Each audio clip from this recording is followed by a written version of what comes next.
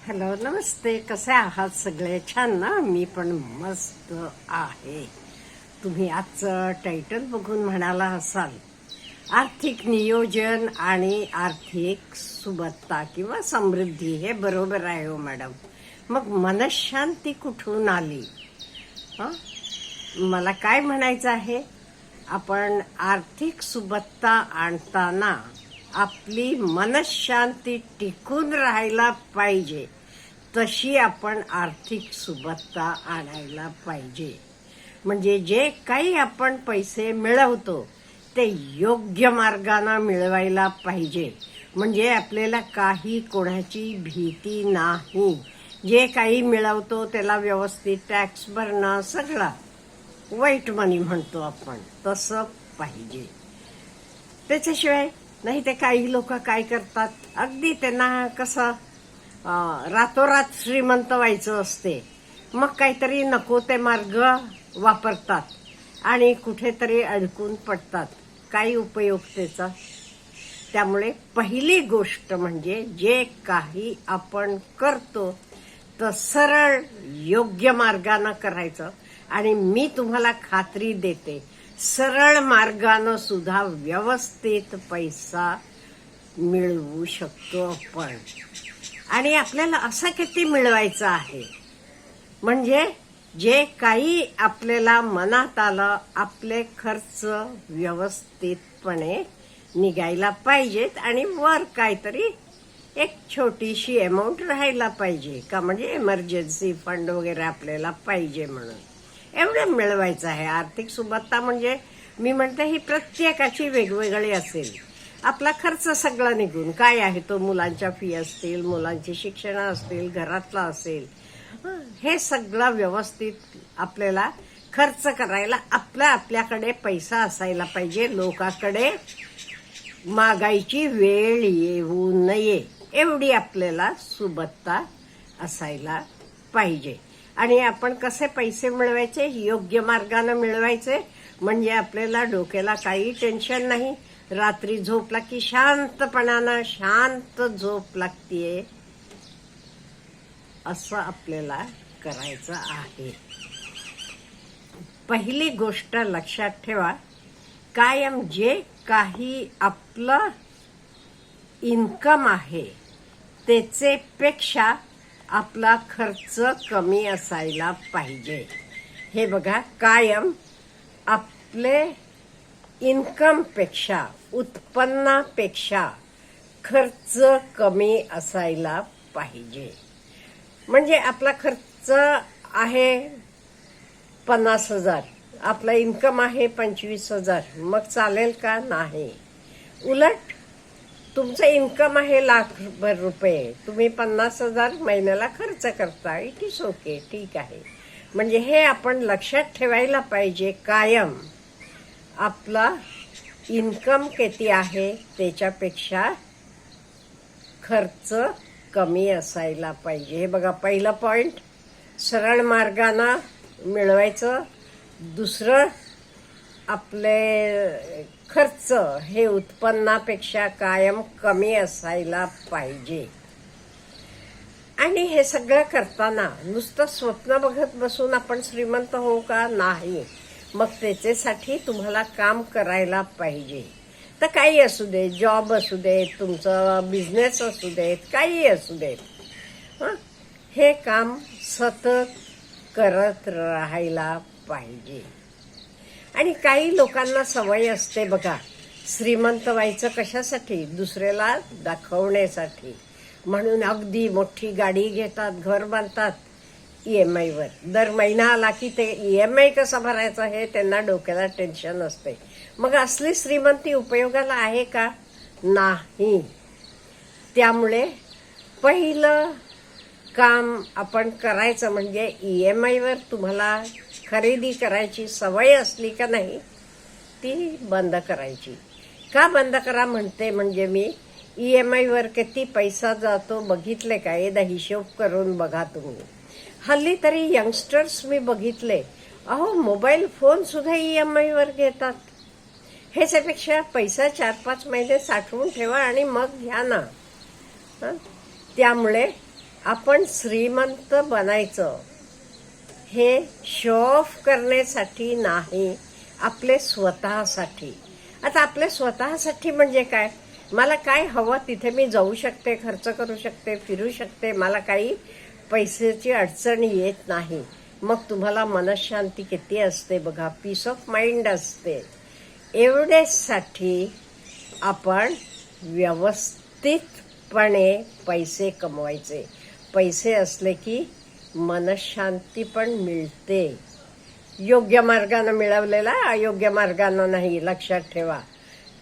काय मनशांती मिळते म्हणजे नाही ते अयो मुलाची फी कशी भरू, अमुक कसं भरू, टेन्शन येते. तुमच्याकडे पैसे असले की कसलंही टेन्शन येत नाहीये. त्यामुळे हे महत्त्वाचं आहे. आणि काही लोक म्हणतात ओ पैसे पैसे. अहो पैसा असला तरच सगळं आहे.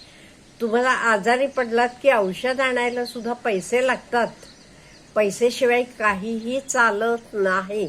पण हा पैसा आपण कसा आणायचा, योग्य मार्गाने आणायचं तर आपण जाणून घ्यायला पाहिजे.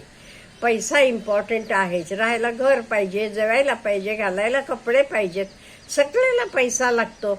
मग काय, त्यामुळे आपण रिच बनायचं, श्रीमंत बनायचं. दाखवण्यासाठी नाही, शो ऑफ करण्यासाठी नाही, आपले मनशांतीसाठी, आपल्यासाठी. आपल्याला निवांत राहायला पाहिजे, आपल्याला आरामशीर राहायला पाहिजे म्हणून. आणि पुढचं हे बघा, आपल्याला वेळ असला तर आपलं जॉब झाल्यावर, आता आपलं जॉब किती असते, 11 ते 5 म्हणा, 6 असं असते. सकाळची वेळ असते, संध्याकाळची वेळ असते. तेव्हा तुम्ही काहीतरी एडिशनल जॉब करू शकता. म्हणजे त्याच्यामुळे तुमचे फॅमिलीला इन्कम येते. हा आपण विचार करायला पाहिजे. आपण कुठल्या एरियात राहतो, काय तिथे चालेल, किंवा मला काय आवडेल, मला कुठलं करायला, हा विचार करून का नाही आपण एडिशनल जॉब पण करायला पाहिजे. का म्हणजे सोर्स ऑफ इन्कम एक असून चालत नाही हल्लीचे काळात. हल्लीचे काळात सोर्स ऑफ इन्कम जास्त असायला पाहिजे. तुम्ही श्रीमंतांचं बघा, ते कधी एकाच सोर्सवर अवलंबून नाहीयेत. त्यांच्याकडे सोर्स ऑफ इन्कम अनेक आहेत. त्यामुळे आपणही प्रत्येकानं आपल्याप्रमाणे, आपल्याला झेपेल, आपल्याला जमते त्याप्रमाणे सोर्स ऑफ इन्कम वाढवायला पाहिजे. आणि लाईफस्टाईल इन्फ्लेशन, आपले सामान्य जनतेचं काय होते माहितीये का? आपल्याकडे पैसे यायचे वाढले, आपलं इन्कम वाढलं किंवा पगार वाढला, इमिडिएटली आपलं लाईफस्टाईल वाढते. छोटे घरात राहत होता, एकदम मोठे घरात जाता. साधी गाडी होती, ती विकून एकदम मोठी गाडी घेता. नाही, असं करायचं नाही.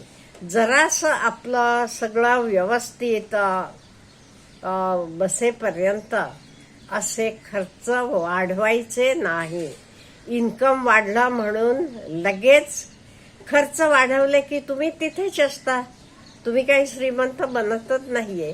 त्यामुळे इन द इनिशियल स्टेजेस, हे मी अनुभवानं सांगते, इन द इनिशियल स्टेजेस जरा इन्कम तुम्ही बाजूला टाकायला पाहिजे, बाजूला ठेवायला पाहिजे. लाईफस्टाईल लगेच पगारासारखं वाढवून उपयोगाचं नाही.